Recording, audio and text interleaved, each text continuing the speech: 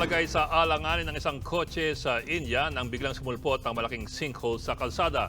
Sa India pa rin, sugatan ng dalawang babae matapos mabagsakan ng puno ang kanilang bahay. Yan pa pang Frontline News Abroad sa report ni Gerard de la Peña.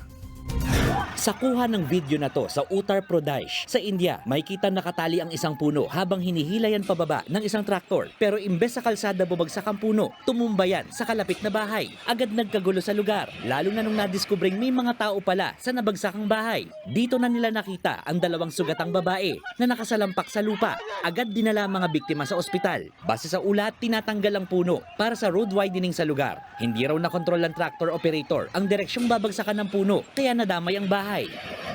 Sa India pa rin, makapigil hininga naman ang eksena ng pulang kotse na to. Pilit kasing binabalanse ng driver ang sasakyan para hindi ito mahulog sa napakalaking sinkhole. Tinatayang 20 talampakan ang lalim ng butas sa lupa.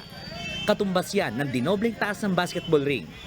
Ayon sa mga otoridad, lumitaw ang sinkhole matapos ang 2 araw na pagbuhos ng ulan na may kasamang hailstorm o pag-ulan na may tipak ng yelo noong linggo. Sa huli, nailigtas ang driver at ang sasakyan. Nagbabalita mula sa Frontline, Gerard de la Peña, News 5.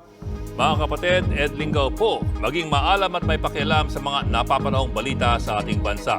Para sa mas malalimang pagtalakay at paghimay sa mga issue at headlines, tumutok lamang at pag-subscribe sa social media pages ng News 5.